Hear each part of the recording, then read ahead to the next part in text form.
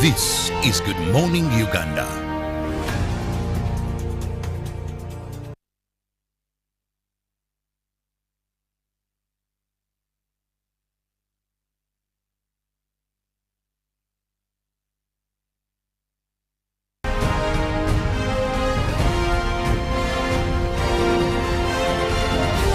This is Good Morning Uganda.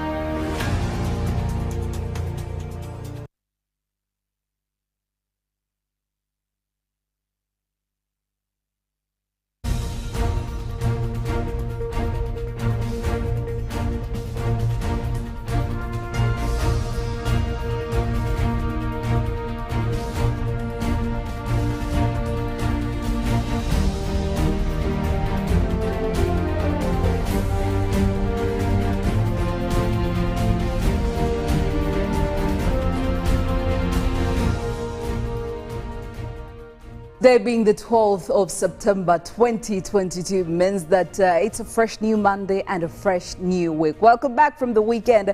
I must say it was quite a very active one, actually a proactive one for me, and I'm pretty sure for most of you Ugandans out there. But hey, we are onto a new journey, a fresh new journey for this week, and we are also here to make sure that we help you from the very start of that journey to make sure that we conclude the week as well. My name is Philomena Masco, and I am with definitely the lady herself, Molin Kenyana, who is going to be telling us where she's been because we dearly missed her, and the man himself, the senior man, that is Robert Nyonyi Ntono, or Uncle Bob if you want to. Well, today we're going to be talking about quite a lot of changes that have been happening on the international in the international sphere, but also right here in Uganda, because you know us, we never disappoint. We have a lot of news to make, and we are yet to make some more. But before we dive into all that, trying to dissect what has happened, well, I want to know how my colleagues over here did spend the weekend. Maybe to start off with you, Molin. Good morning. How are you doing? Where have you been? We missed you so much. Yes, a very good morning to you, Philomena and Robert. And of course, I want to say good morning to our viewers. Well, I missed you too. I had to take a little bit of a holiday. There is a lot happening in Uganda, and sometimes you just have to see it for yourself. But I'm back, energetic, and of course ready to take on the week. A lot has been happening. But guess what? The weekend was also full of a lot of amazing stuff, yes. But also not to mention that, of course, there is news, sad ones, and of course, you do have the good stories that come through. But of course, we'll be dissecting through that, like you mentioned earlier. Absolutely.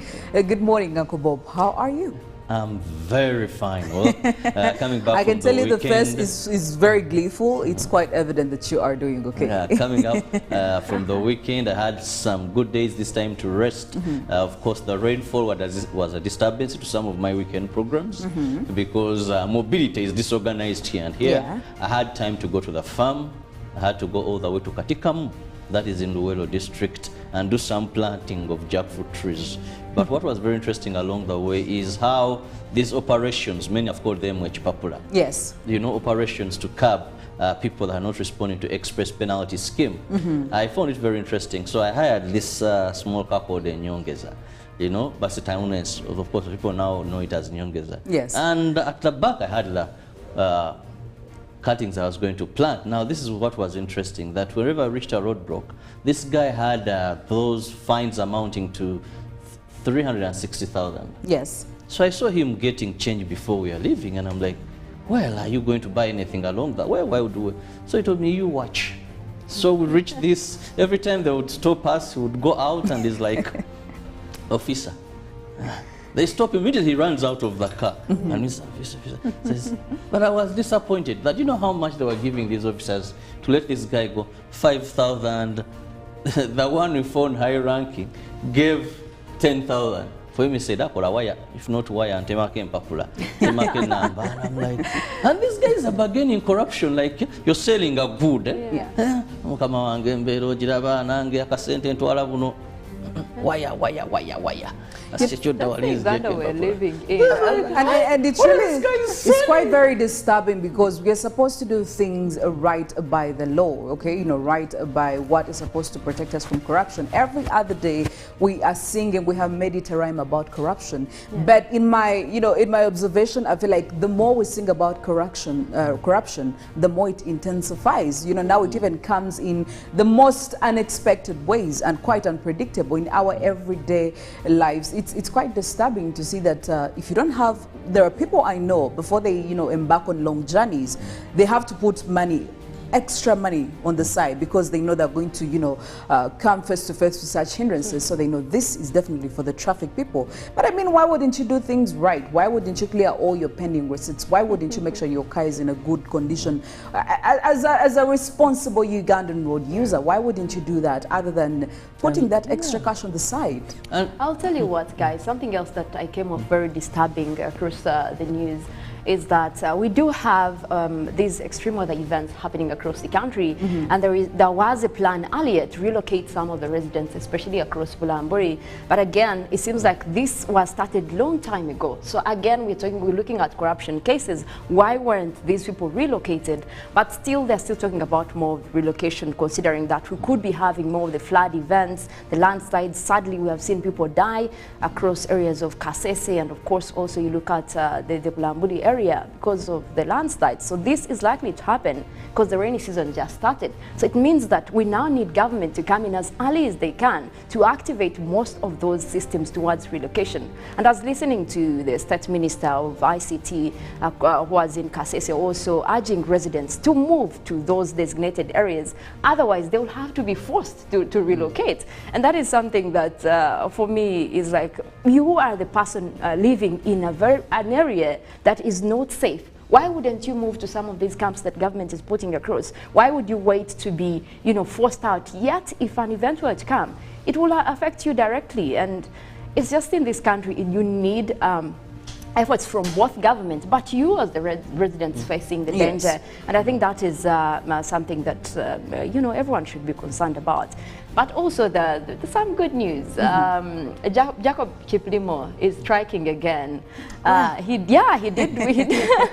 After his double win across Commonwealth, you think the man took a rest. But he did get another win from the Newcastle North Championship half marathon, where he got us a win. And I was like, yeah, there is good news coming through. Let me tell you. I mean, it's Jacob Kiplimo we're talking about, honestly, guys. I don't think we can expect any less from this man. And every other day, I feel like that he has lived to prove that, you know what, I am the man. I am the man for this job. And he has, honestly, he's done tremendous work in making sure that he retains the title. Yes, Robert?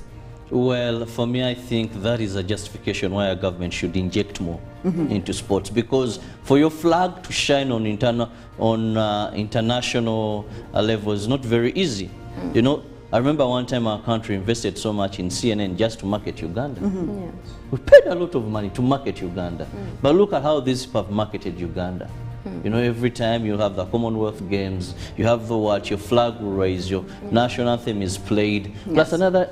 So I think we should look at many ways that market Uganda, even the arts and the performing arts, you see. So and sports has actually been doing so well. Because even then we saw also the Rugby 7 also getting a win. Uganda beat Germany over that ball, and you know they were really quite in a celebratory mood. Yeah, we're doing quite well. Well, I mean, we can really be celebrating. Yes. And man, we have prayers, you people. These guys have bodies.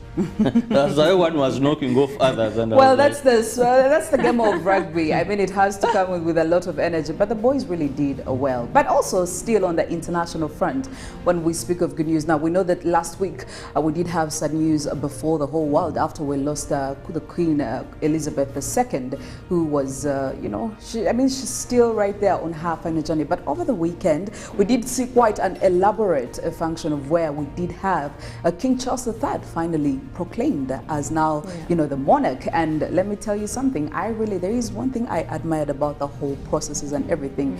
It was the orderliness. You would probably think that, why is this happening? Did these guys prepare for this as much as soon as it was? But it was quite elaborate, and I did see him make the same thing on Sunday to some other UK nations.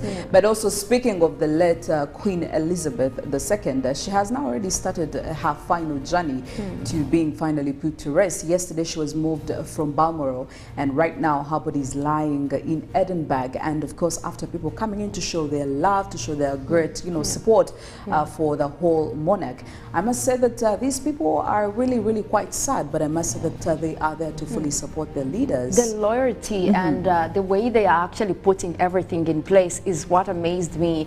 And not forgetting that it was the first time such an event is actually being televised. Yes. The proclamation of King Charles III was the first time that the world could witness it on TV, and also to see that he's even being strong while they're going on with the burial arrangements for the Queen, like saying that journey is going to take actually quite a while before she is returned. That will be on September 19th, where she will be laid for the final rest. But a lot of events are going to be happening. He has to perform his roles as king now, but at the same time be supportive to make sure that, you know, the whole burial arrangement is going on. And lucky enough is that most of these events are going to be televised across, and we can be continuing those. But still a sad moment across the UK for sure. Absolutely. So you don't have to be there. You can actually know what's going to be happening from day 1, day 2, day 3 until the final day she's put to rest. So make sure that you stick around on UBC TV. They'll be giving you all the details as they unveil. Well, we do have quite a lot of content for you, stories happening, those that happened over the weekend. If you were too busy to catch up on some of these, well, you are in luck, because we as Good Morning Uganda are here to give you some that did happen, to let you know what happened around you, both on the local scene and elsewhere.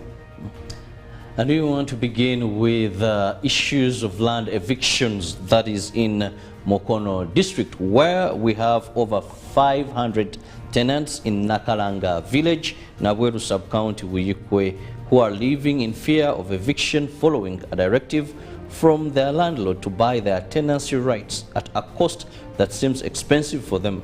The outcry was made during a recent community meeting, also known as Baraza, with their leaders to forge a way forward on the rooming eviction. Among the laws governing Landlord and Tenancy Act of Uganda, a tenant or a squatter being given 6 months notice of, that is, termination of tenancy by their landlord.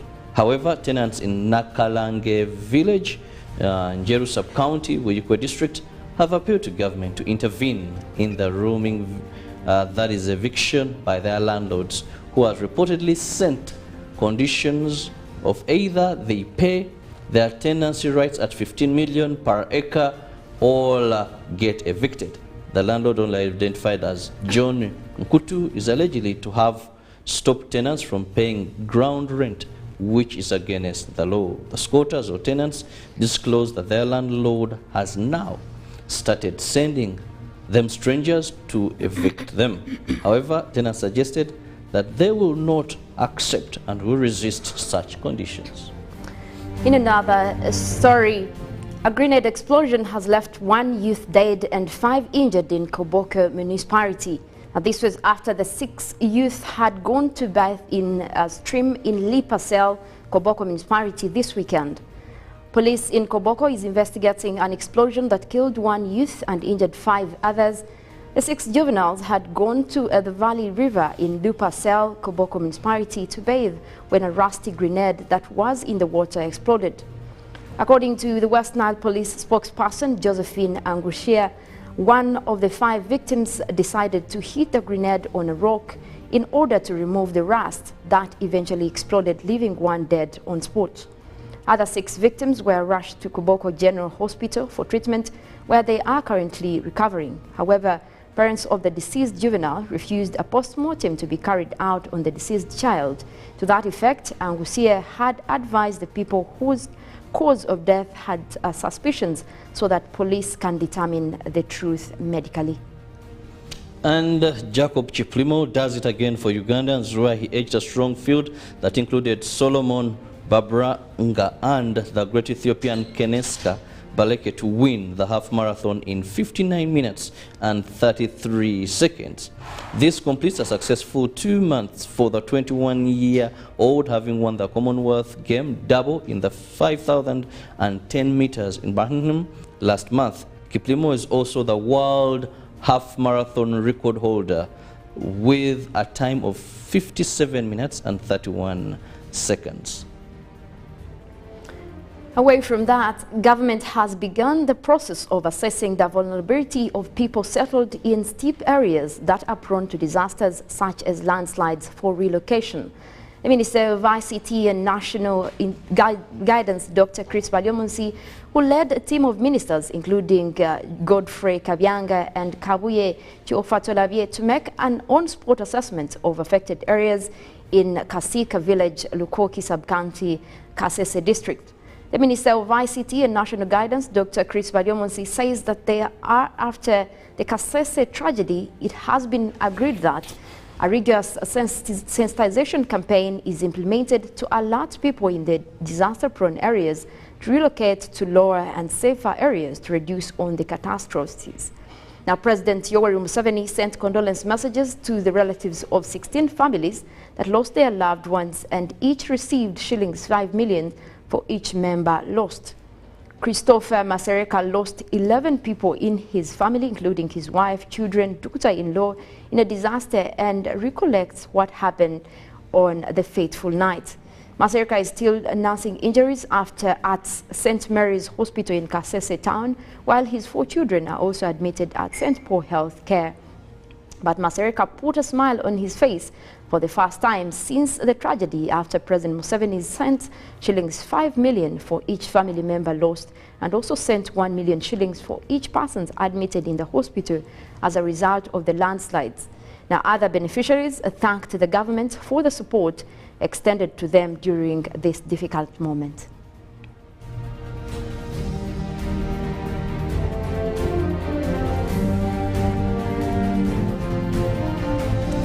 Well, crossing over to some of the international stories, starting off with the death of Queen Elizabeth II, mourners wishing to pay their final respect to the Queen have been warned to expect long queues. Details have been revealed about how people can attend the lying-in state, which will take place at the Palace of Westminster. Large crowds are expected, and the warnings those wanting to take a part in the historic occasion may have to wait for hours and even overnight. People are advised to bring food and drink as well as suitable clothing. The lying-in state begins on Wednesday and will last until 6:30 on Monday, the 19th of September, the day of the Queen's funeral. It will be open 24 hours a day between those times. The last member of the royal family to lie in state in the hall was the Queen Mother back in 2002, when more than 200,000 people queued to view her coffin. The Queen's funeral will be living tradition in action, the Dean of Westminster has said, and the Very Reverend Dr. David Hoyle said it would be an opportunity for us to give thanks for an extraordinary life and an opportunity, if you like, for us to give the grief somewhere to go.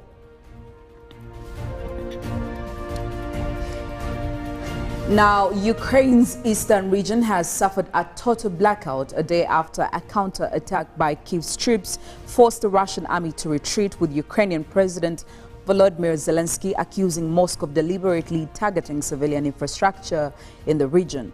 A large part of the embattled eastern Ukraine region suffered power blackouts and cuts in water supplies on Sunday. The outages are expected to affect about 9 million people in the region, including territory controlled by Russia. Similar reports came in the evening from the regions of Sumy, Dnipropetrovsk, Poltava, Zaporizhia and Odessa. The Ukrainian president accused Moscow of deliberately hitting civilian infrastructure. A total blackout in the Kharkiv and Donetsk regions, a partial one in the Zaporizhia and Sumy regions, Zelensky said in a statement on social media, blaming Russian terrorists. Now, in some more tragic news here in Africa, at least 11 people are thought to have died in a shipwreck off the coast of Tunisia, with 12 others still missing. Tunisia's Coast Guard rescued 14 people after the boat, which was carrying 37 migrants to Italy, sank on Tuesday. 5 more bodies were recovered on Saturday night, the state news agency TAP says, bringing the death toll to 11. More than 1,000 migrants are thought to have died this year attempting to cross the central Mediterranean. The figures are from the UN agency, the International Organization for Migration. Now, of the 1,033 migrants classed as dead or missing, 960 are thought to have drowned. The Tunisian boat settled from the Sfax region, with the boat sinking around 40 miles further up the coast near Cheba, Madja. The coastline around Sfax has become a major departure point for people trying to cross the Mediterranean in the hope of reaching Europe. The Italian island of Lampedusa lies in between the eastern coast of Tunisia and Sicily and is often a destination for those attempting to reach Europe from North Africa.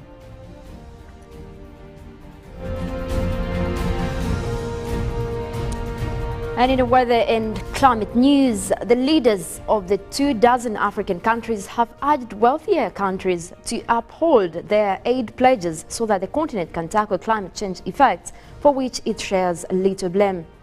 African ministers made their call in the communication at the close of a three-day forum in Egyptian capital Cairo on Friday, and 2 months before Egypt hosts the crucial COP27 climate conference in Sharm el-Sheikh in November. We urge developed countries to fulfill their pledges in relation to climate and development finance and deliver on their commitment to double adaptation finance, in particular to Africa. Now, the 24 leaders said in a closing statement. The African continent emits only some 3% of the global carbon dioxide emissions, the former UN chief Ban Ki-moon noted this week.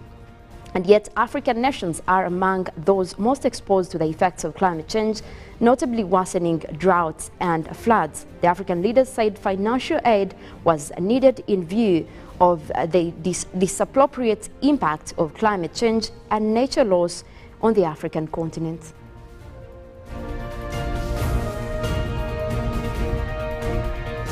Well, there you go, some of the stories, but of course, as Good Morning Uganda goes on, we are yet to reveal quite a lot that is still happening. Could be in our dailies, you know, everywhere around the world. We'll be delivering, but also, speaking of delivering, I know that Uncle Bob over here is quite enthusiastic when it comes to delivering information that helps you in prioritizing your health to make sure that everything you do, you are in check. And I want to start this morning by extending a hand of caring. So allow me give this lovely bottle to my sister, and also the other side to you, Philo, because sharing is caring. That is why every morning I share with you this information that, please, we need you alive. And I know each of these comrades of mine can talk about the goodness in each of these bottles, starting with Molly. Well, I am holding Hallelujah tamarind fruit drink. Well, what is very special and different about this drink is they have a lot of concentrates that you cannot get in any way if you were to go and look for it yourself. Hallelujah has put it for you together, and of course this is to boost your immune system, but also make sure that you have all these ingredients. And you know, you look at the ginger, the sucrose in there, that the acidity regulator that is good for your body, especially in this era where we take a lot of junk fruits. And I mean junk foods. It means that you need such a fruit drink to keep you in check. Yes. Well, speaking of ginger, I'm actually holding the ginger tea drink courtesy of Hallelujah. And I mean, when it comes to ginger and fighting chronic diseases, I'm talking about diabetes, I'm talking about heart disease, and very many others. It actually puts you in quite a better position to fight these if you haven't gotten any, because at the end of the day, we know the quite intense danger that comes with all these chronic diseases. So yeah, at only 1,500 Uganda shillings, buy yourself this ginger tea drink from Hallelujah, and make sure that you have secured your body so that when such illnesses attack, you're ready to attack back.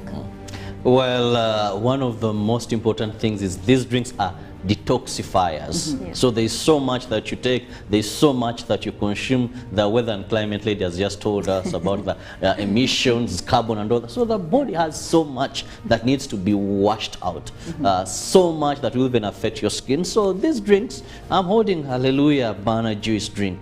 These are detoxifiers. They help your body to eradicate or remove whatever is not important. So just 1,500, get yourself any of these free products, and I'll tell you, traditionally, to thank someone, you come with a Coke. I don't know if you're going to bring what for us here, but we'll be very glad whatever it will be here. Well, we shall appreciate that. Well, there you go. Do not say we didn't advise, we didn't help where we could. So grab yourself any of these 3 bottles, or possible yet, you can grab all the 3 bottles to make sure that you enjoy the health benefits and the flavors as well. We're going for a break, but when we get back, we'll be having quite a conversation that probably won't make very many Ugandans happy, but we are bound to have it. Talking about how, Uganda's public debt has actually soared up. Now, when the public debt really goes up or it grows bigger, clearly it's going to affect very many things. It has a trickle effect on very many other areas in the economy. You'd probably be wondering why you're not getting that salary in time as a government employee. Probably you're seeing why some of the sectors are not doing quite well, because they're lacking enough resources. The envelope is not being happy enough, and all that definitely it could be as an implication of the soaring of the public debt. We'll be getting into that right after this break. Right now we're going in for the inspiration for a Monday, because why not? Good Morning Uganda returns shortly after this.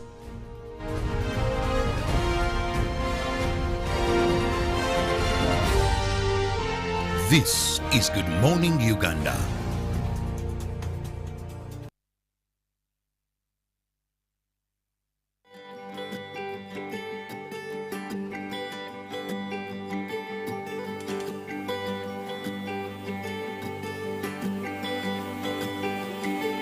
Okuva ebuvanjuba n'ebugwanjuba, erinnya lyo lisinzibwe, ebitonde eby'omu ggulu n'eby'oku nsi bisinze.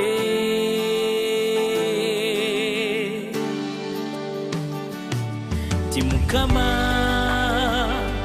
teryakwekana, teryakwekana, teryakwekana, gwe Katonda w'amagye, teryakwekana, teryakwekana, teryakwekana. Today being the 12th of September 2022 means that it's a fresh new Monday and a fresh new week. Welcome back from the weekend. I must say it was quite a very active one, actually a proactive one for me, and I'm pretty sure for most of you Ugandans out there. But hey, we are onto a new journey, a fresh new journey for this week, and we are also here to make sure that we help you from the very start of that journey to make sure that we conclude the week as well. My name is Philomena Masco, and I am with definitely the lady herself, Molin Kenyana, who's going to be telling us where she's been, because we dearly missed her, and the man himself, the senior man, that is Robert Nyonyi Ntono, or Uncle Bob if you want to. Well, today we're going to be talking about quite a lot of changes that have been happening on the international in the international sphere, but also right here in Uganda, because you know us, we never disappoint. We have a lot of news to make, and we are yet to make some more. But before we dive into all that, trying to dissect what has happened, well, I want to know how my colleagues over here did spend the weekend. Maybe to start off with you, Molin. Good morning. How are you doing? Where have you been? We missed you so much. Yes, a very good morning to you, Philomena and Robert. And of course, I want to say good morning to our viewers. Well, I missed you too. I had to take a little bit of a holiday. There is a lot happening in Uganda, and sometimes you just have to see it for yourself. But I'm back, energetic, and of course ready to take on the week. A lot has been happening. But guess what? The weekend was also full of a lot of amazing stuff, yes. But also not to mention that, of course, there is news, sad ones, and of course, you do have the good stories that come through. But of course, we'll be dissecting through that, like you mentioned earlier. Absolutely. Good morning, Uncle Bob. How are you? I'm very fine. Well, coming back I can tell you weekend, the face is very gleeful. It's quite evident that you are doing okay. Yeah, coming up from the weekend, I had some good days this time to rest.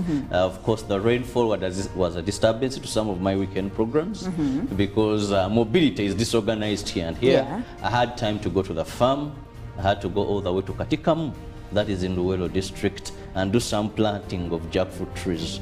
But what was very interesting along the way is how these operations, many have called them Wechipapula. Yes. Operations to curb people that are not responding to express penalty scheme. I found it very interesting. So I hired this small car called Nyongeza. you know, Basitaunes. Of course, people now know it as Nyongeza. Yes. And at the back, I had the cuttings I was going to plant. Now, this is what was interesting, that wherever I reached a roadblock, this guy had those fines amounting to 360,000. Yes. So I saw him getting change before we were leaving, and I'm like, well, are you going to buy anything along that? Well, why would we? So he told me, you watch. So we reached this, every time they would stop us, he would go out and he's like, officer. They stop immediately, he runs out of the car. And Mr. Officer says, but I was disappointed that, you know how much they were giving these officers to let this guy go? 5,000. The one who found high ranking gave 10,000. For him, he said, "That a wire, if not wire, and temake papula, temake number." And I'm like, and these guys are bargaining corruption, like you're selling a good. Mukama wange mbero jiraba nange akasente ntwala buno. Wire. That's the Uganda we're living in. And it's really, it's quite very disturbing, because we are supposed to do things right by the law, okay? You know, right by what is supposed to protect us from corruption. Every other day we are singing, we have made it a rhyme about corruption. Yeah. But in my, you know, in my observation, I feel like the more we sing about corruption, the more it intensifies. You know, now it even comes in the most unexpected ways and quite unpredictable in our everyday lives. It's quite disturbing to see that if you don't have, there are people I know, before they, you know, embark on long journeys, they have to put money, extra money on the side, because they know they're going to, you know, come face to face with such hindrances. So they know this is definitely for the traffic people. But I mean, why wouldn't you do things right? Why wouldn't you clear all your pending receipts? Why wouldn't you make sure your car is in a good condition? As a responsible Ugandan road user, why wouldn't you do that, other than putting that extra cash on the side? I'll tell you what, guys, something else that I came off very disturbing across the news is that we do have these extreme weather events happening across the country, and there was a plan earlier to relocate some of the residents, especially across Bulamburi. But again, it seems like this was started long time ago. So again, we're looking at corruption cases. Why weren't these people relocated? But still, they're still talking about more relocation, considering that we could be having more of the flood events, the landslides. Sadly, we have seen people die across areas of Kasese, and of course, also you look at the Bulamburi area because of the landslides. So this is likely to happen because the rainy season just started. So it means that we now need government to come in as early as they can to activate most of those systems towards relocation. And I was listening to the State Minister of ICT who was in Kasese, also urging residents to move to those designated areas. Otherwise, they will have to be forced to relocate. And that is something that for me is like,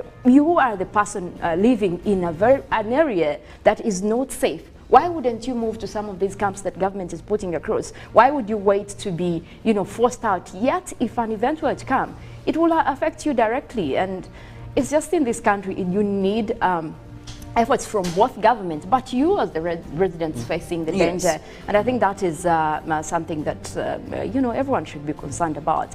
But also some good news. I tell you what. Yo!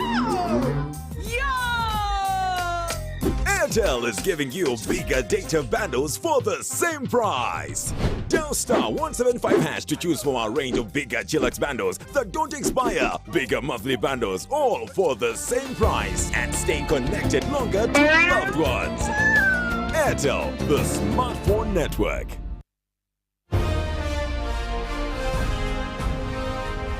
Live from UBC Studios in Kampala. This is Good Morning Uganda.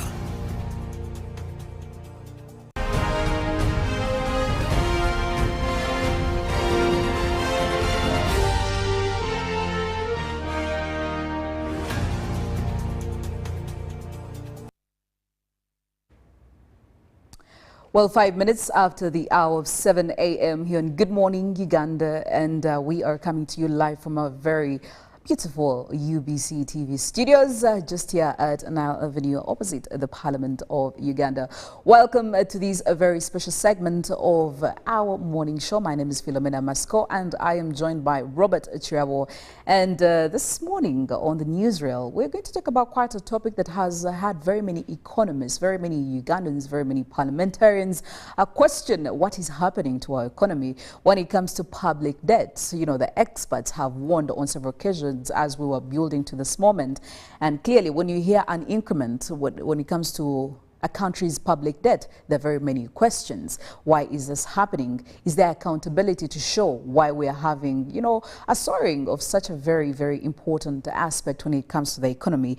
But maybe just to take you through, the Committee on the National Economy has revealed that actually Uganda's public debt stock increased by 22% from 50.9 trillion. This was in the fiscal year of 2019-2020, and to shillings 69.5 trillion, and this was by the end of the 2020-2021 fiscal year. And again, preliminary statistics from the Finance Ministry, also captured by the same committee, indicate that Uganda's public debt stood at about 78.8 trillion Uganda shillings at the back end of June. And this represents quite a 13% monthly year-on increment. Now, also, because of this public debt, you may not have noticed, but at least there are signs that have shown you.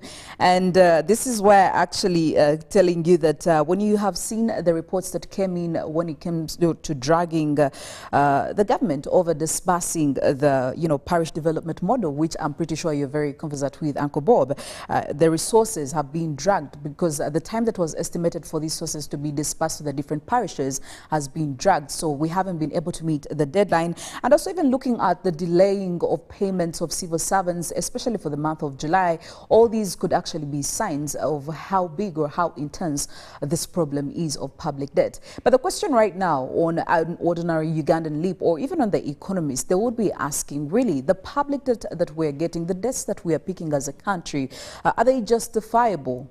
Do we have to get these debts before we get into it, before we get into the mode of payment, what we are doing wrong? Do we have to get these debts, Robert? First, we must say that there is no single country in the world that can survive without debts. Even great economies like USA have debts, and when you look at their ceiling or the red tape, you'll find that they are far high. Why do countries go for borrowing? One, countries have what we call budgets. Just like anybody, I want to assume that you have your budget when you get your money. That is the word we use today. Because so, operating without a budget clearly puts you in a very... Yes, because you go for anything. Yes. You know, there was a man, and he's called Zephaniah Seninde, one of my good friends. I think now he's in the USA. He's one of the officials of... he's a special envoy of Uganda living in North America. So every time I used to interact with this guy almost every week, but he had this paper. This man would write wherever he's going, what time he's going to be there, he's expected to be there, and how much he's going to spend per day. So even if he wanted to give you money, he'll tell you, I'll send it to you tomorrow.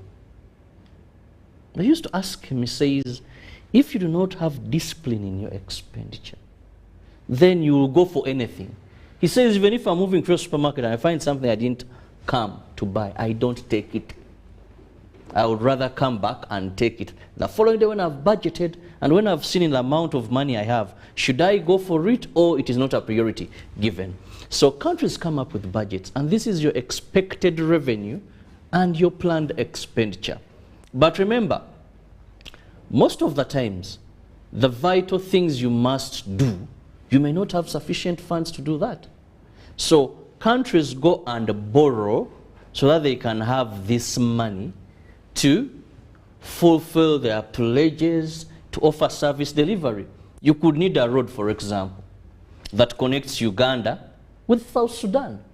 Or you need now, Congo is one of the areas that are proven in trade. You need to have a road to Uganda connecting Congo. But when you look around, looking at your revenue domestically collected, that money, you don't have it. So you go and borrow money. Yes.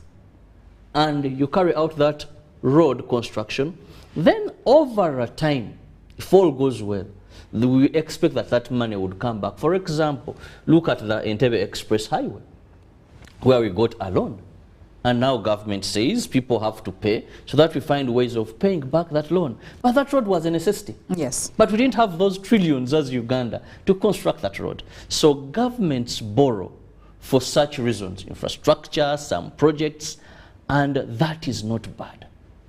However, what is very important is to what extent are you borrowing? As we speak today, like you rightly gave us the statistics, that most of the countries, international financial institutions, have put 50% as a red tape.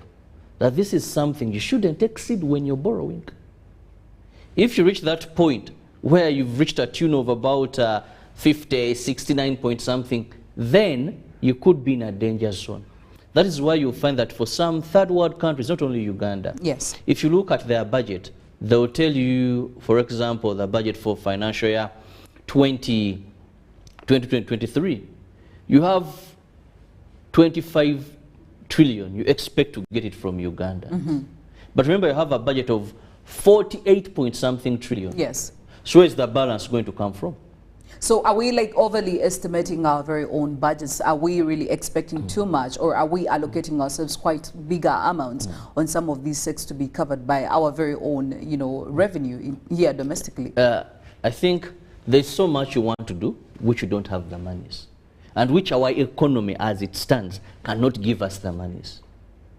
But remember, some of these projects, in a long time, they bring back the monies. Yes. For example, let me ask you, if government constructs a road, you're not going to say that you're going to get the money directly. Yes. If government buys, maybe we borrowed so much to buy our bombardiers, the Airbus and all that, you can't say that the money I'm going to collect from people traveling in these airlines are going to bring back and pay the money.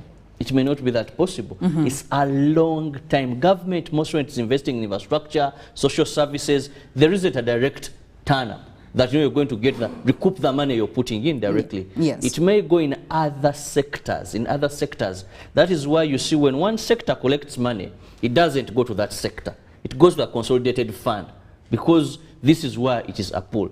So the biggest problem we find is there's so much you want, you don't have the monies, your economy can only give you very little. You're looking at domestic revenue being at 25 trillion Yes. of the 48 point something trillion. What does that mean? The rest is borrowed money. Some are going to be grants, where these countries come up and say, we've given, you're not paying back. But then also, we also make one big problem. We make some of these loans very urgent. You know, there's what we call concessional and non-concessional loans. Concessional loans, you'll have a bigger period to pay. Bigger period. The interest may also not be that very much. The non-concessional, they're easy to get, they're quick fix, but they have a high interest rate. So that is the challenge. How many of our loans go to that area? Then second, we also make another mistake. You find that we do now what we call domestic borrowing. You're borrowing from banks within your country, commercial banks, where Achirabo will go, NASA will go, you will go. What does that mean? That means that these banks are going to increase their interest rates, because anyone would want to do business with government. Yes. So it means that when the interest rates are high, individuals that would go to these banks and borrow and maybe help in terms of increasing your revenue base will shun. A bank will not prefer to give Fido a loan compared to giving government a loan. So these are some of the complications. Do we have the right loans? Then should we emphasize on domestic borrowing than external borrowing? So these are some of the complications, but otherwise borrowing is very okay. It's very okay, but working within the limits. But anyway, also according to this report that was, gone through by the committee, it actually shows that Uganda's public debt accumulation is quite higher than the rate at which Uganda's economy is developing, which now is really questionable, because if we are taking in more loans, definitely we are bound to see accountability for these loans. We want to see the economy growing. And according to the financial year of 2020-2021, the economy actually grew by 3%. However, the public debt did spike to about 22%. Now, why are we not seeing the balance? Okay, because if we are taking out, if the public debt is growing bigger, definitely we also want to see transitional progress when it comes to the development of the economy. And as a government, I mean, it's just quite it's substantive for you to be very articulate when it comes to the level of economic growth. When you're getting these loans, why are you putting them? That is the accountability we want to see. We don't want to be seeing reports, the debt is growing, the domestic debt is growing bigger, the external debt is doing quite badly. But when we ask what is happening, where are you putting the money, we don't get the right answers. So could there be a possibility that we are also misusing these funds? Definitely, no doubt about that.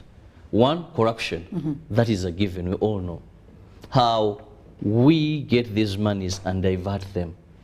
But some factors I want us to look at very critically when it comes to this debt, because many would say we've surpassed the ceiling. I want to tell you, great economies surpassed that long time ago. Yeah. But are we putting these loans? I think that is what is most important. But Robert, when they surpass the big economies we've seen, the ones that have quite a very big debt, when they surpass whatever limits they are, we're also seeing the developments. It goes hand in hand. I want to see if we're doing a loss aside, we're also doing a profit this side. Why is that not the case? For us, we have a number of problems. First, I want to look at the negotiators of these loans. I've been following so much parliamentary affairs when some people are brought before the House to explain certain things. And I want to tell you, many times, even our Minister, Matia Kasaj, has said, this was a bad loan, but we had no alternative. We looked everywhere. So sometimes you are going for bad loans as a country. A bad loan that has high interest, sometimes a short period, sometimes even value for the loan, the money we are taking, is not there. So who are our negotiators when you go to these international platforms to discuss these loans? Do we have a formidable team that can say, even if we do not have, but I think we can forego this loan? But also remember, where corruption comes in, sometimes we've seen these officials being asked, why did you go for this loan? Yet maybe even when you knew the implications of this. The implications. Yeah. Then we are told, right now we cannot cancel the terms, because if we cancel or we cancel this contract that we agreed upon the loan, then Uganda will have to pay much more than what we should have paid. So, do we have the right technical people when they go to bargain these loans as a country, or we don't? That is one. My answer would be, majority of these loans are not what we should have gone for, but we go for them. And I want to tell you, also, the other problem comes in. Sometimes we go for these loans where you see them accruing a lot of money. And it's not that corruption, that these brokers want to get profit and the people in these maybe offices, but we rush borrowing. Philo, we get money to construct a road. We begin servicing the loan. We've not yet compensated people. So you're servicing a loan, yet has not started working.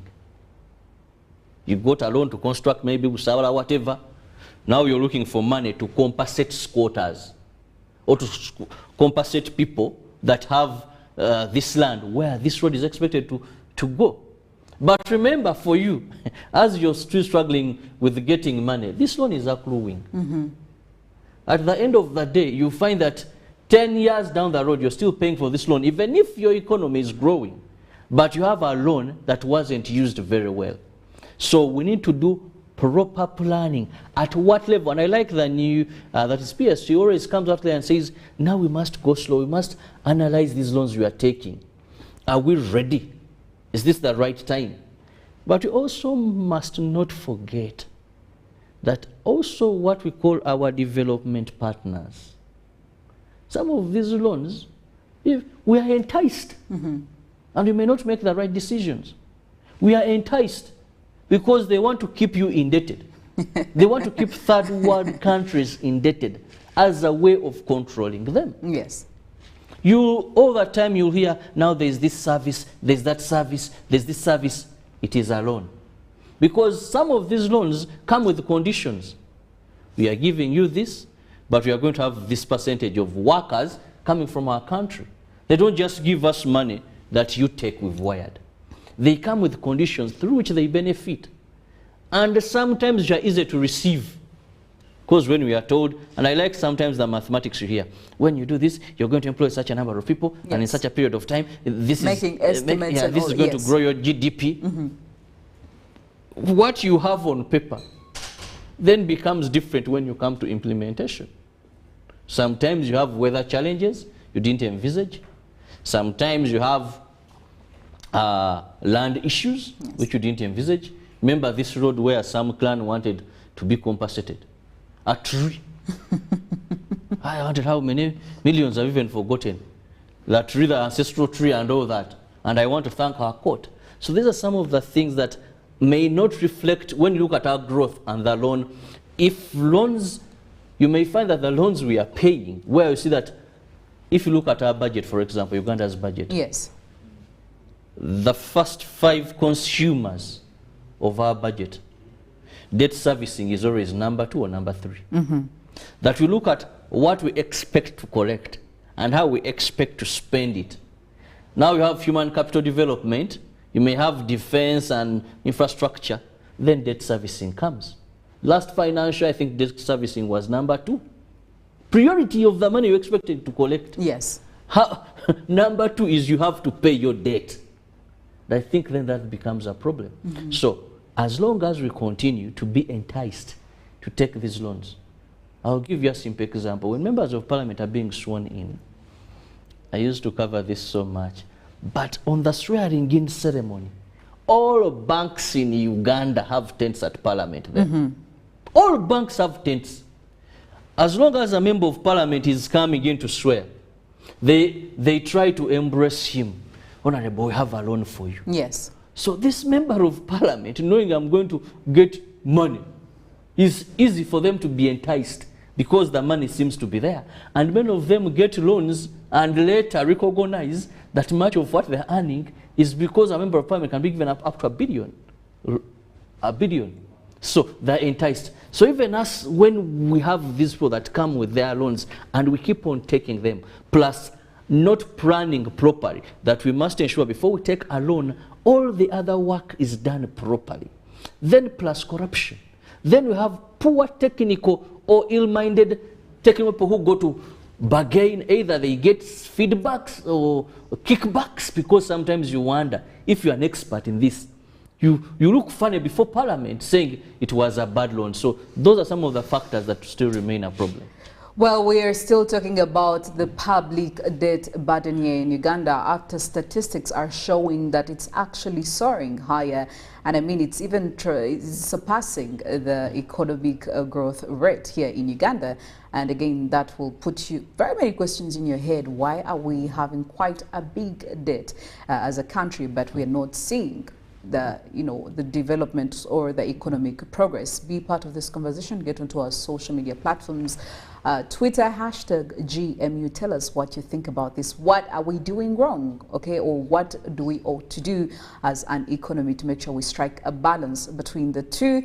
And also get onto our number 0702-590-602. Tell us what you think about this. Send us a WhatsApp message and let us know. We'll be sharing that with the rest of our Good Morning Uganda family. But also still talking about, you did highlight the fact that debt servicing, maybe we're not giving it top priority. But anyway, even if we were giving it, I'm sure there are certain things we have to look into here. Robert, for example, when we look at our local revenue, now when local revenue mobilization, and when we talk about this, definitely we are, putting our focus on our taxman, that is the Uganda Revenue Authority. Itself, as a tax regulator, is having quite some hardships in making sure that they meet their targets. The government will give them a target. We want you to have collected this amount of money by the end of this year, and I'm pretty sure part of that money is definitely supposed to be used for things like debt servicing, but also it has failed to meet its deadlines. You know, for example, the previous fiscal year, we failed to meet our hit target. Why is also that happening? Because when these things keep happening, it becomes a cycle. The bigger the debt, the lower the revenue out here. So we are failing to service our debts. But why are we looking at our tax body failing to even meet its targets for now? Well, for last year, we had issues of COVID-19. Yes. And I want to tell you, within the region, you find that very few, actually, I think Rwanda tried, that were able to meet their target. That is one. But also, I think our government and URA, there's a mistake they are doing. What is the mistake? Is, you see, you're having very few people paying tax. When you look at Uganda's versus economy, the number of business operations we have in the Yes. country? I want to tell you, our tax base is still so little. Our government must do more to look for other alternatives, other sources of tax, collecting tax. You'll find that one company has about 6 taxes they are paying.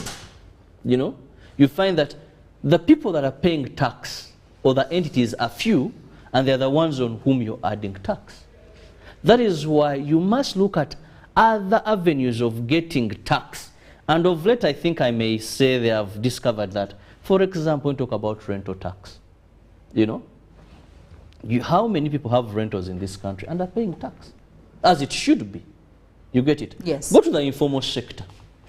There are many people there who are not paying tax. We really have such a large informal sector. Informal sector. Yes. Let me just give you an example. The border. Not saying but look at how many borders do you have in this country?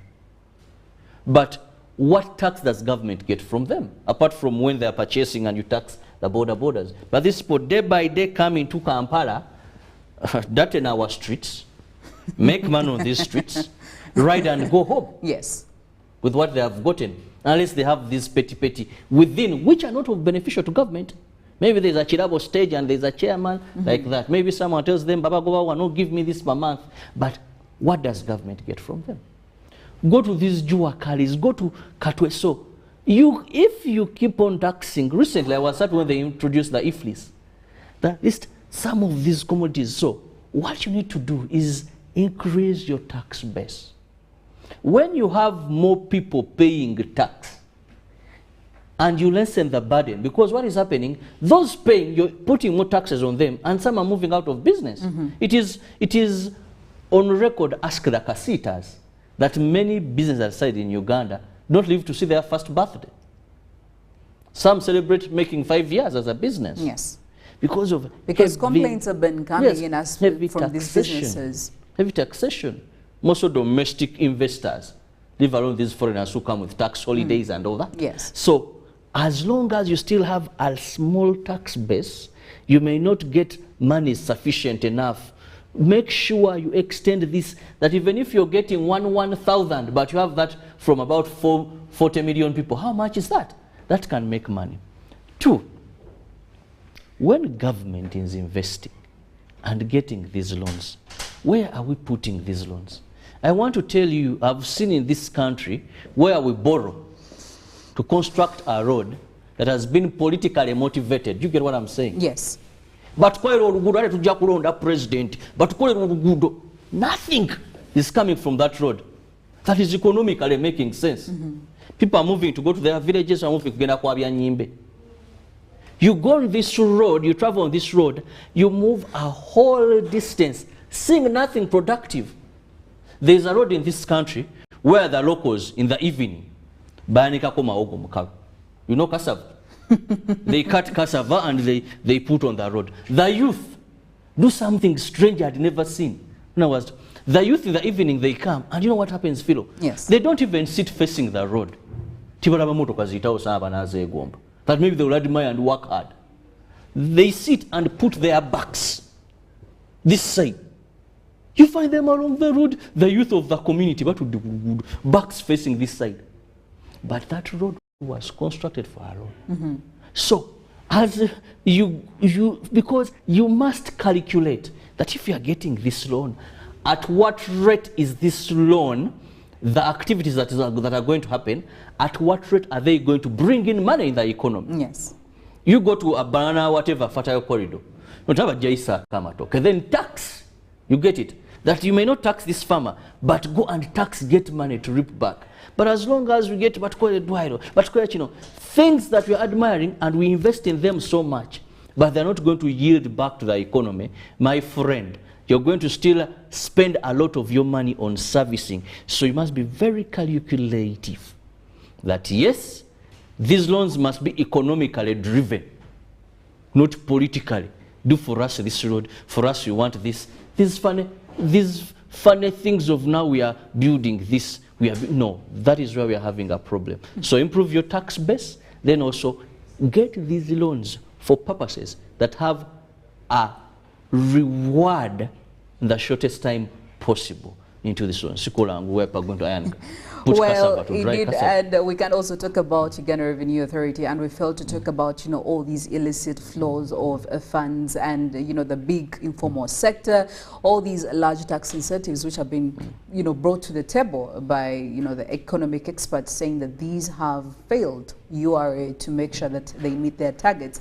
So I guess if they respond to issues like these, definitely we'll be getting some positive results, maybe superseding now, what we're supposed to be hitting. And the bad thing has always been, sometimes I want to call the word not dirty, but bad politics. Where you find that when you talk of those incentives, you'll be surprised that corruption and bad politics, that someone would feel they deserve and they are given. So if you don't follow the proper technical way of sometimes doing things, then that is where the problem comes. No, this man has already come with a directive, this, that. So how are you going to weigh in that this is? Because recently we saw experts weigh in and talk about how they are not in tandem, the incentives being given in terms of how we recoup the money that we gave them. So they're not in tandem. So that is the biggest problem. If you... There is, jumping the queue when we were in school. Yes. You jump, you're supposed to go to this office, produce your papers, they weigh in. Do you deserve this incentive or not?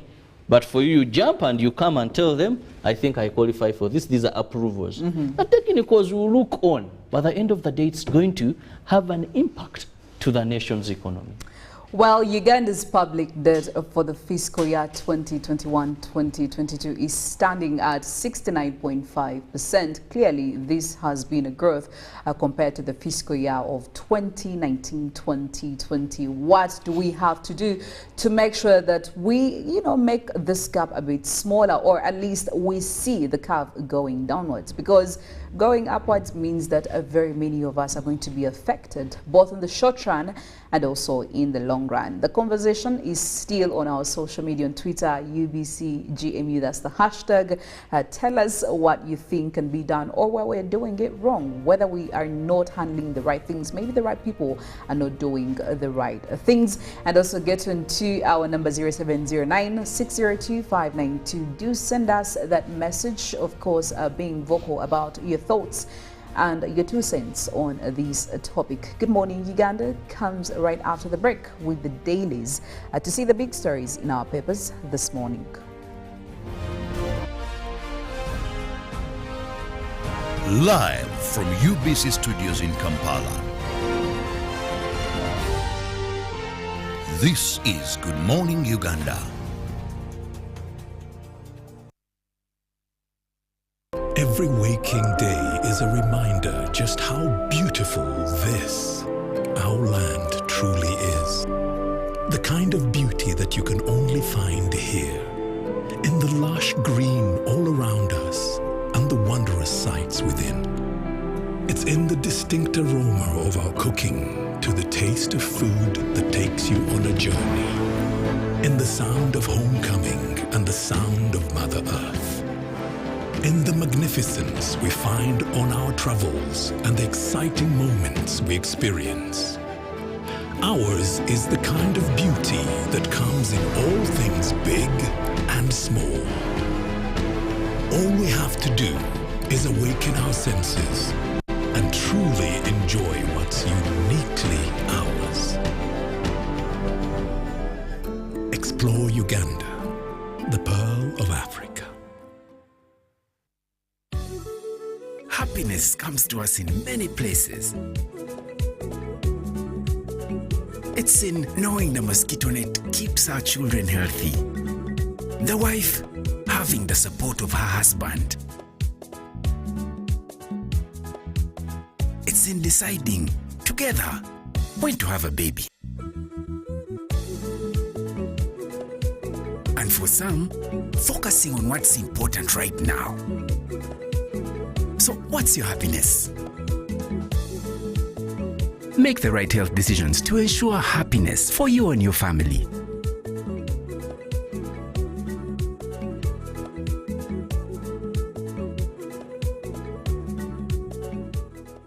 Forget last season. Forget the oohs and ahs. Forget every moment that stole the show, because the real show is here on GoTV. It's the new season. It's action-packed, and it's going to be non-stop football. With over 1,000 games from more than 7 leagues and cup competitions, plus a World Cup. Make sure you get the best seat in the house this new football season. Get a GoCoder with 1 month of GoTV value for only 25,000 Uganda shillings and enjoy non-stop football. GoTV Uganda. Love it. Stay connected on the largest 4G network in Uganda using the Airtel 4G Pocket MiFi at only 75,000 Uganda shillings. It comes with 15 GBs free, valid for a month. You can connect up to 10 of your friends and family at a go. Visit the nearest Airtel shop to get one today or call 0800 333 330 for free delivery within Kampala. Dial *175 *9# to activate free 15 GBs. Airtel, the smartphone network. Live from UBC Studios in Kampala. This is Good Morning Uganda.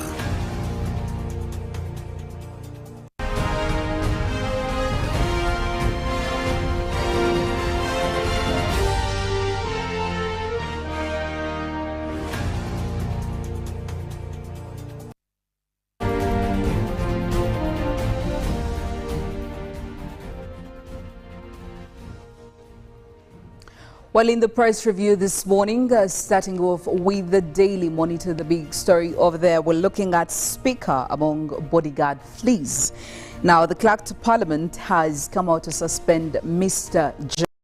James Bamwamye and Mr. Louis Bachenga with immediate effect to pave way for investigations over their alleged involvement in processing travel documents for the security chief to the US. The story is on page 6 to find out more.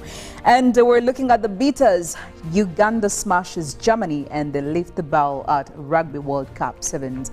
I could say the boys really did us quite well, looking at all of them in quite a celebratory mode. Now, this did happen yesterday. And how man seeking justice ended up in prison. Learners are stuck as parents failed to raise school fees. Now, this was, a complaint that was fronted by quite a number of parents, especially for this third term. Now, moving on to the second page of the Daily Monitor, government clergy vow to crack whip on human trafficking, something that seems to be becoming quite problematic here in the country. Now, today in history, NRA rebels capture Mubende town. Also in history, US declares war on terror. The year was 2001. And crossing over onto the New Vision for this morning, leading off with the story in sports, Kip Limo wins another race in the UK. Details are on page 60. But also, oil pipeline project gets shillings 378 billion boost, 160,000 jobs and business opportunities to be created.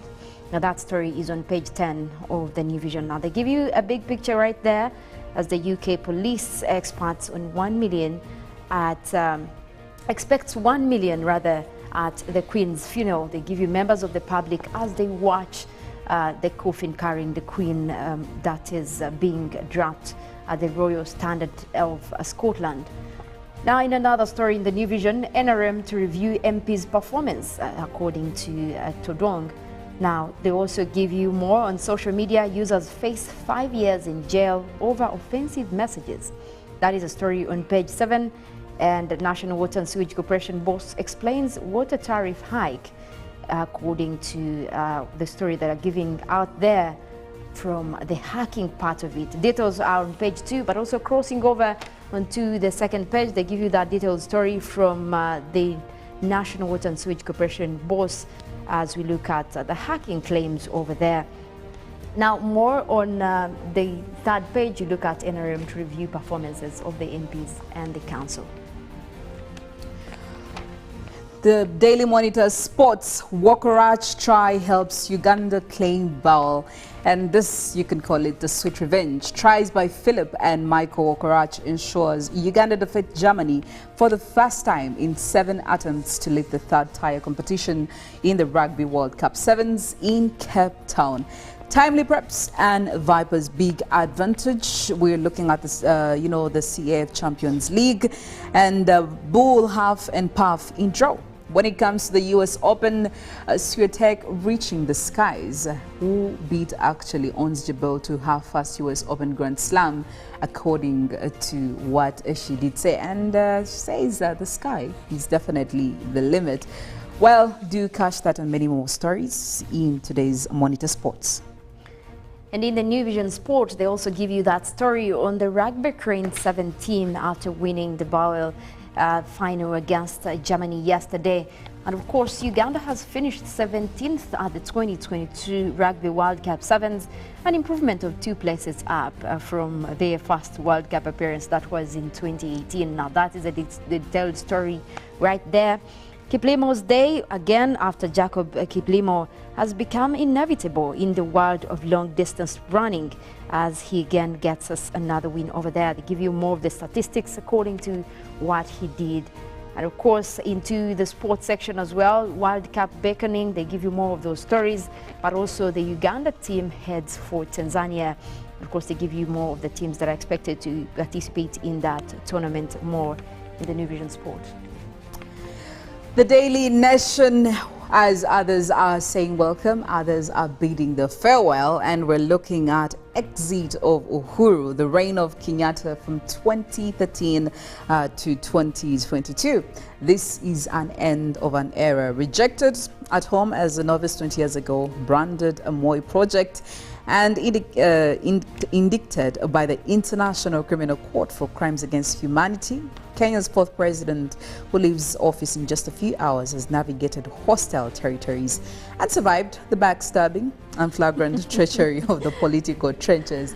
But I mean, that's the game of politics, so what do you expect? So get yourself the Daily Nation and look at the Uhuru legacy in color. The full coverage is on there on more than 1 page.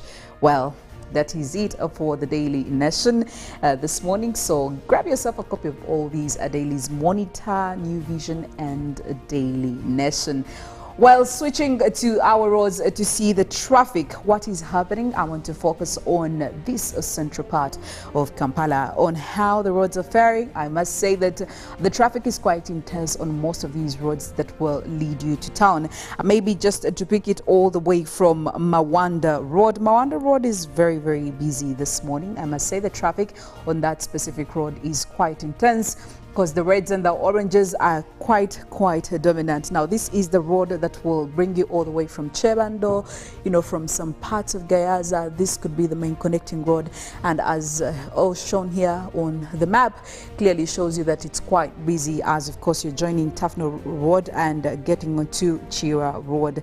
Chira Road also is quite very busy, connecting all the way from the traffic lights over there, where we have cars coming in from Tinda and all those other areas. It's very busy this morning. So yes, do be aware of that. And as of course you're trying to connect to different parts of this road, maybe using the John Babiha Road as you're trying to connect to Yusuf Lode Road, I could say that most parts on this road we have traffic building up. We do have this very spot where we are already seeing the orange dominating, and we already have other parts that are actually very busy with the traffic, which has become heavier by the minute. Over here we do see this bloody red spot that is clearly showing you that traffic on this very part, it could be quite busy. But we also know that we do have quite a number of schools on this road, so maybe we have parents using this road because they have to drop off kids.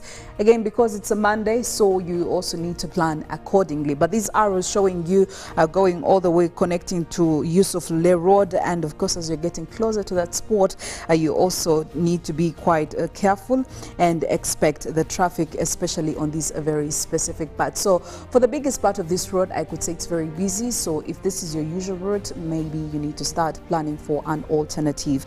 And getting onto Yusuf Le Road, of course, connecting all the way from Mulago, I could say that it's quite easy for you to navigate, whether you are leaving the town center as shown by these arrows headed towards the Mulago roundabout, or you're trying to connect. I could say that it's easier for you to navigate. The traffic hasn't yet become heavy. However, it could be building up any minute from now. Now, this Yusuf Le Road could take you all the way to the main road, that is the Kampala-Jinja Highway. However, you could take a detour off and use a Nile Avenue over here towards this roundabout that still takes you all the way to Speak Road. As indicated, the road here is not busy and it's quite clear for usage. So ideally, if you're getting to the city center, I would advise that you use this route before it becomes as busy like usually. And using Clement Hill Road, I could say that you have also nothing to worry because it's quite free.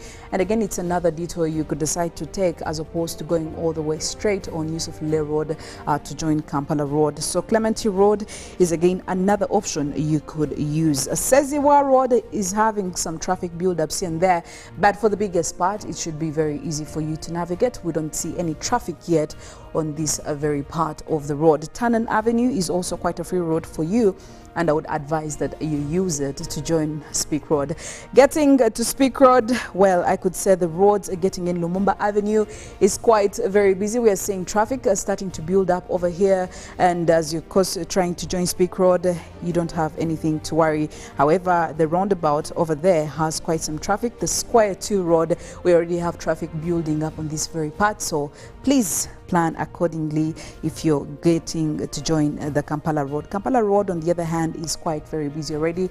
It has some heavy traffic as shown by this red and some maroons over here. So today being a Monday definitely means that there is some heavy traffic. We do have very many people putting the roads to use. So like I always advise, use your Sunday evenings or Sunday nights to start projecting your journey, your shortcuts, to make sure that you are in time, or at least you don't come across all these hindrances as you're trying to make your way to town.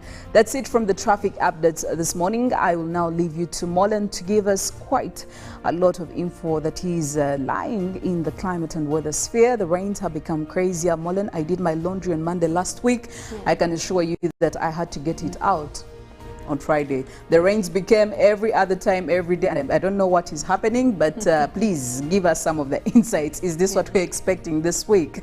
Pretty much that, because we are looking at a start of a rainy season, and we could be looking at more of these rainy days. You do expect, and actually the forecast did indicate that September will have more of these rains. It's no wonder we're seeing more of these extreme weather events. So I say, maybe you should actually look out for the forecast before you do that laundry, unless you have a plan B and you know there is somewhere where they can dry, because then you could actually wait forever, because we do expect a continuation of these rains for sure. So don't be like Philomena. Please listen to the lady. She'll be giving you the weather forecast, and then you can plan your duties and responsibilities accordingly.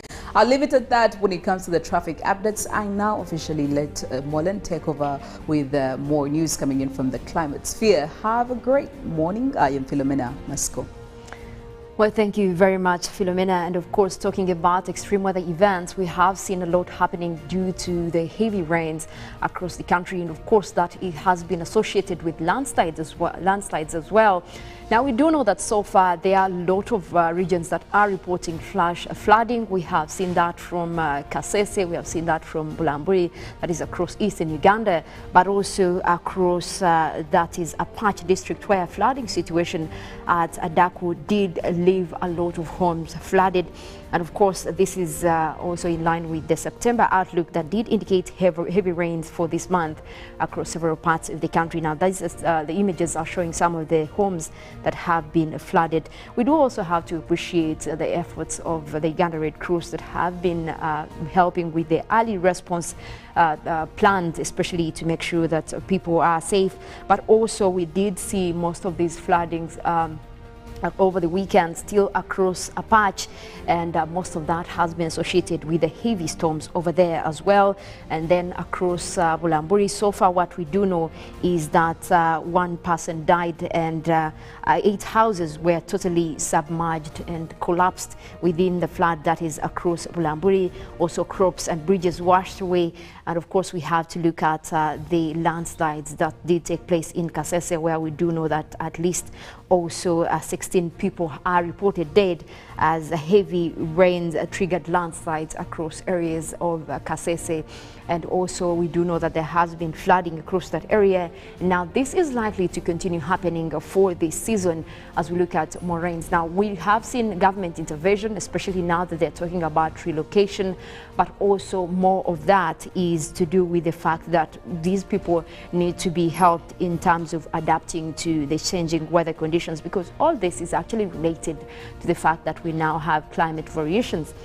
When we talk about climate change, this is not something far away from us. Even back home here, we're seeing all these extreme weather events. Now, the frequency and the intensity is what makes the variation, because yes, we have been having, heavy rains for this particular season. We've known September to December as a second major rainy season across Uganda. However, we haven't been seeing most of these frequent landslides, frequent flooding, which now puts it into an effect of climate change. And we do know that we have the Uganda delegation that will be representing the country in COP27, which is upcoming in November in Egypt.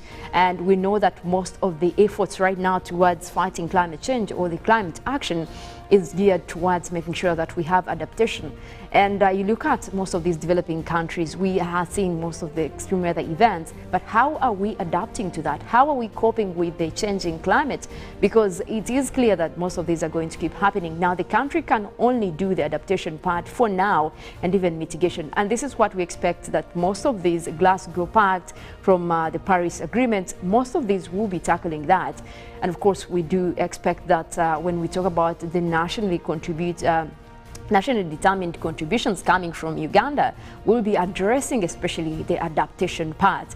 Because yes, there are situations you cannot adapt to. We are not going to adapt to death. People are already dying from these extreme weather events, from the flooding and landslides, property being destroyed. And this is just from the recent Mbale floods that we also saw that took over 50 lives. And this is just something that should be dealt with, especially we look at plans of relocation, but also people that are losing their homes. How are they being taken care of? That is where government should be coming in to help with that as we look at efforts to mitigate or even avoid impacts of climate change. But we'll also look at other extreme weather events that are happening across the world. Now, in the US, they did issue out a flood alert across most areas, especially across the southern part of the US, as most of these extreme weather events are expected. Now, they do expect flooding, especially across areas that have been already experiencing heavy storms across Chicago North, that is the metro area, after heavy rains flooded across the streets. Now, there has been more alerts, and the National Weather Service on Sunday did issue out that warning, saying that people should be able to vacate to other areas in anticipation that they could be looking at more rains across the US. Now, at the same time, they're also dealing with yet again another heat wave that has actually caused more of the fires. Now, this was across California, where we did see mostly a heat wave and the blazes of fire again across California. This is just a few months after there was another blaze across that area, taking on massive wildfires that could threaten residents even as we speak. Now, the the Storm Center did issue out a warning indicating that these fires could actually be consuming about 27,000 acres to the Riverside County. And of course, that also extends to the east of Los Angeles, and only 5% can be contained. So that means 95% of these wildfires still expected to go into the mass and, of course, destroying more hectares of land. This is raising more possibilities of, having more response towards these fires. Now, over the weekend, the good news is that they did have a little bit of rains. Now, these helped to suppress most of these fires and actually help with the firefighters that were trying to bring down most of these fires.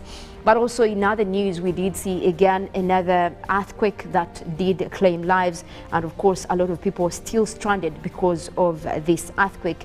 And of course, talking about earthquakes, these are natural events that do happen, but also we have seen most of these this year reported across most areas. Now, this was across Indonesia, an earthquake of 6.1 magnitude that caused hundreds to be evacuated. That is across the western part of Indonesia. Now, it is believed that this struck on Sunday night at a 6.1 magnitude. Now, that could have caused a lot of catastrophe because even some of the homes that were shaky did go down. And of course, that was followed by another earthquake, again with a 5.3 magnitude in the same area. And of course, the authorities were concerned that there could be likelihood of a tsunami. Now, that would be an earthquake that is now originating from water that is also likely to be in the area, causing a lot of property damage. And of course, the country's disaster mitigation agency that is across Indonesia has also come out to warn people that are living in such areas to be aware and be alert, especially when such tremors do strike. And so far, what we do know is that a school and health center were among the properties that were slightly damaged from this earthquake, according to the disaster agency. And of course, some of the residents that are still in the evacuation shelters after the first magnitude, the 6.1 magnitude earthquake, there were plans of evacuation, and most of the residents were evacuated towards the nearby area. And of course, that is also adding to a series of earthquakes in the area that we're seeing. And one of those were reported across the Papua New Guinea that had an earthquake of 7.6 magnitude. Now, that is more higher than the one in Indonesia. And that was, of course, causing a lot of scientific wonder, because this is just a small area and all the three earthquakes have been happening concurrently on Sunday evening, and that is striking mostly to cause more of the scientific investigations to look at what could be the cause of multiple tremors within that area. Yes, most of the areas, especially for New Guinea, have not been reported for this kind of earthquakes before, because what we don't know about earthquake is that they actually strike areas where they have struck before. And of course, now the geologists do have reasons as to why they believe such areas have earthquakes. But now, if you start to see new areas coming up with earthquakes, it does trigger a lot of wonder, especially with scientists. Now, coming back home here, we also want to take a look at what is happening across the country. Well, it seems like we have been dealing with mostly rainy conditions for the last couple of days, and we could be looking at similar weather even for today, but that is across different areas. But for this morning, it looks like we're starting off quite pleasant. Most areas are having intervals of sunny and cloudy conditions. We're looking at most of those clouds. If you can see those white colors on the map, that is indicative of where we have cloudy conditions. That is mostly across the Chuga area, also central northern Uganda. We do have a rainy system that is starting to develop across the southwestern part of the country. And that is likely to be bringing us rains, especially across areas of Cavale Highlands. That is also moving westward, so most likely that will be just short-lived. We also have more of the system starting to develop across Lake Victoria, and that is the one we do expect to bring a little bit of rains later as the morning progresses, especially towards the western part of Lake Victoria. But otherwise, we're having mostly a sunny morning across most areas within the country. We're looking at western Uganda, also starting off quite sunny, northwestern parts of the country, the Karamoja region as well, starting off with those sunny conditions mostly. And we'll go ahead and take a look at our forecast, starting off with the western parts of Lake Victoria, where we do have Masaka, Kalisizo, Zimbabwe, and Rakai. We're forecasting those light showers. Those will be coming in as the morning progresses, starting off at a cool 25 degrees. Now, across southwestern Uganda, we're looking at mostly a mix of clouds and sunshine that will be throughout the morning at a chilly 24 degrees. but that area is expected to have rainy conditions later in the afternoon. Across the Mount Elgon Highlands, we're also likely to have those rains come through. We already have clouds that are starting to drop over there. Those will be dumping in rains, starting off with a chilly 24 degrees centigrade for this morning, but also those rains will cross over into the afternoon. Now, the eastern parts of Lake Victoria, we have Tororo, Busia, Uganda and Jinja. We're forecasting light rains again. That will be across several places coming in towards the afternoon, and that is starting off at 25 this morning, and most likely that will continue into the afternoon as well. Across eastern Uganda, Soroti, Katakuya, Moria and Kumi, we are forecasting rainy conditions as well. That will be across just a few areas, and those rains will be just in few quantities, starting off with a pleasant 26 degrees centigrade, but we do expect that to also cross over into the afternoon. The eastern parts of central Wero, Wobulenzi, Buluri and Kaseke, we're forecasting rainy conditions. That is also starting off at a pleasant 26 degrees centigrade. That will be coming in later as we head into the afternoon. Central northern Uganda, we will have those rains. We're already seeing cloudy conditions developing over the area. That will be over several places, bringing in rains, starting off with quite a chilly morning as well. Back at the central part of Lake Victoria Basin, Kampala, Entebbe, Wakiso and Mukono, we also do expect those rains to come through later as the morning progresses, starting off with a cool 24 degrees centigrade. Now, it looks like most of those rains will be coming in later as we head towards the afternoon, especially across the western part of the country, across Elgon region, as well as Lake Victoria Basin. Well, that is it in terms of weather for this morning. My name is Molen Kenyana. I want to wish you a wonderful Monday and, of course, a good week.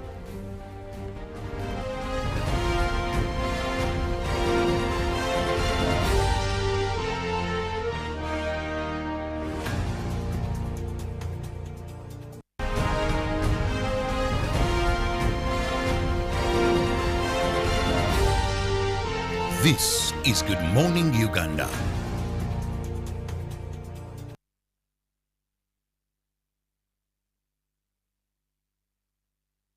When you talk about our motherland Uganda, the Pearl of Africa, you cannot fail to smile because of the smile that fills the faces of the citizens. Our nice good weather and nature that sustains us all, that enables us all to continue each in their own way, because we are all different even according to each individual's work. But what joins us to become one person is the sweetness from the flavored drink Alleluia Ginger Tea drink and Alleluia Tamarind drink. The flavor that quenches your thirst while at the same time treating and healing your body because it is 100% natural. Enjoy the drink that has got the tamarind juice in it. Made by Alleluia Reflexology, Healthy Solutions and Nutritional Research Center Limited. Get yourself a bottle of Alleluia from all shops around. Pick of the day on UBC.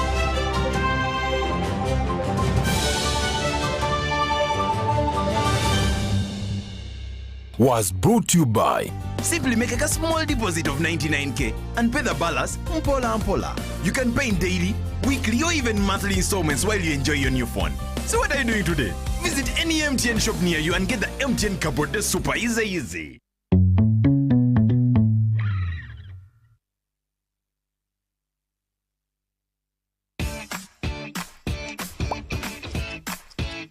Welcome to English in a Minute. This week's expression sounds unpleasant and also dangerous. I'm a little worried about Anna and Jonathan. Hey Anna, will I see you at Fred's graduation party tonight? Nope, can't make it. My deadline for the teacher training video got moved to tomorrow instead of next week. Wow, sounds like you're really under the gun. Need help? Yes, here. Can you edit these by 5? Okay. Now I'm under the gun. No, Jonathan, we're under the gun. If you are under the gun, you feel stressed out and under pressure. You might feel this way when you have a big project at school, a deadline at work, or when you have to make a difficult decision by a given time. And that's English in a Minute. Every waking day is a reminder just how beautiful this, our land, truly is. The kind of beauty that you can only find here, in the lush green all around us and the wondrous sights within. It's in the distinct aroma of our cooking, to the taste of food that takes you on a journey, in the sound of homecoming and the sound of Mother Earth. In the magnificence we find on our travels and the exciting moments we experience. Ours is the kind of beauty that comes in all things big and small. All we have to do is awaken our senses and truly enjoy what's uniquely ours. Explore Uganda, the Pearl of Africa.